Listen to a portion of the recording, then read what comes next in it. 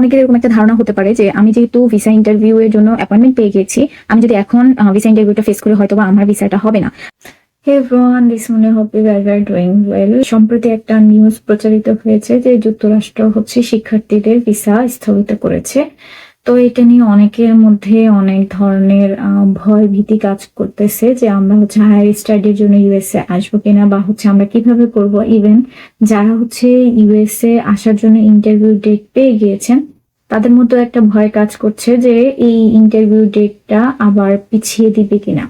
তো আজকে আমি আমার এই ভিডিওটিতে সম্পূর্ণ ডিটেলস আলোচনা করব এবং এই নিউজটা আদৌ কতটুকু সত্য সেই জিনিসটা নিয়ে বিস্তারিত আলোচনা করব। সো শুরু করা যাক। তো মূলত গত 28 মে 2025 একটা ঘোষণা আসে যে পুরো বিশ্বব্যাপী নতুন যে শিক্ষার্থীদের ইন্টারভিউ অ্যাপয়েন্টমেন্টটা সেটা স্থগিত করে দেওয়া হয়েছে। তো আসলে বিষয়টা যে এটা আসলেই সত্য এবং আসলে এই জিনিসটার পিছনের কারণ কি এবং তারা এই সিদ্ধান্তটা কেন নিয়েছেন সেই জিনিসটাই আজকে আমি আমার ভিডিওটিতে আলোচনা করব। বিবিসি এবং অন্যান্য রিপোর্ট অনুযায়ী যেটা জানা গিয়েছে যে তারা মূলত শিক্ষার্থীদের সামাজিক যোগাযোগ মাধ্যম এবং সোশ্যাল মিডিয়াগুলো তারা যাচাই বাছাই করার জন্য পদক্ষেপটা তারা নিয়েছে। তো এখন অনেকের কাছে একটা কোশ্চেন থাকতে পারে যে আসলে তারা এই জিনিসটা স্থগিত যে করেছে এটা আসলে কতদিনের জন্য করেছে। এটা আসলে কারো কাছে অ্যান্সারটা নেই যে আসলে মূলত তারা এটা কতদিন পর্যন্ত মেনটেন করবে বা আবার কবে ওপেন করবে এটা কেউই জানে না। তো অনেকের মধ্যে কোশ্চেন থাকতে পারে যে যদি এটা তারা অফ করে দিয়ে থাকে তাহলে আমরা কি ইউনিভার্সিটিতে আবেদন করব কিনা। তো মূলত যে দেখেন আপনার ভিসা ইন্টারভিউ ডেটটা স্থগিত করা হয়েছে এবং সেটা এমন হতে পারে 1 মাস পরে ওপেন করে দিতে পারে, আবার নাও ওপেন হতে পারে, ওইটা ডাজেন্ট ম্যাটার। কিন্তু আপনি তো আগে আবেদন করবেন ইউনিভার্সিটিতে। ইউনিভার্সিটি যদি আপনাকে অফার লেটার দেয় সেটা আগে আপনি নিয়ে নেন, ইউনিভার্সিটির কাছ থেকে একটা I-20 নিয়ে নেন। দেন আপনি যখন ওনারা এই জিনিসটা চালু করে দিবে তখন আপনি অ্যাপয়েন্টমেন্টের জন্য আবার অ্যাপ্লাই করতে পারবেন। কিন্তু এখন আপনি যদি সেটা এখন বন্ধ করে দিয়েছে দেখে আপনি যদি আবেদন না করেন তখন যে প্রবলেমটা হবে যে যখন দিবে তখন দেখা যাবে যে আপনার মধ্যে আপনার আবেদনের প্রক্রিয়াটা আরো লেন্দি হয়ে যাবে। সো আমাকে যদি জিজ্ঞেস করেন আমি বলবো যে আপনি আগে ইউনিভার্সিটিতে আবেদন করে I-20 নিয়ে নেন। এটাতে কোনো কিছুই হবে না যে আপনি আপনার যদি প্রিভিয়াস I-20 দিয়ে দেন কোনো প্রবলেম হবে না, I-20 আসতেও সময় লাগে। সো আপনি আগে I-20 নিয়ে নেন এবং ইন দ্য মিন টাইম যদি খুলে ফেলে তখন আপনি আবার ভিসা অ্যাপয়েন্টমেন্টের জন্য আবেদন করবেন। তো এখন কথা হলো যে আমরা যারা অলরেডি ভিসা অ্যাপয়েন্টমেন্ট পেয়ে গিয়েছি তারা কি করতে পারে।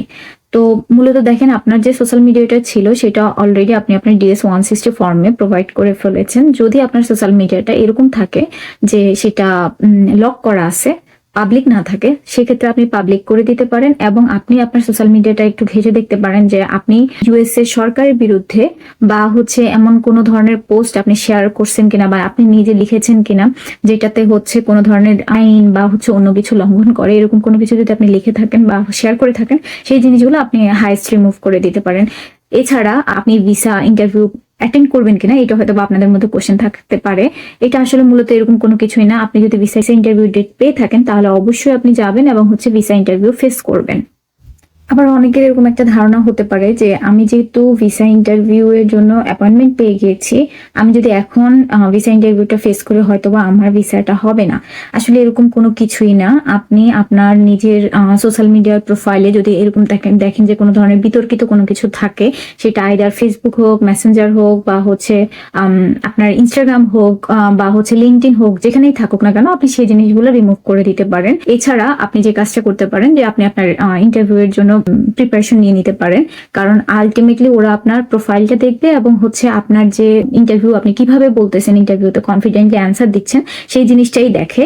তো এবং আপনি already DS-160 form fill up করেই ফেলছেন। তো যার জন্য আমি আপনাকে বলবো, আমি আপনাকে সাজেশন দিতে পারি যে আপনি অবশ্যই ইন্টারভিউ ফেস করবেন এবং আপনার যে ইন্টারভিউটা ফেস করবেন সেটা অবশ্যই কনফিডেন্টলি ইন্টারভিউটা ফেস করবেন।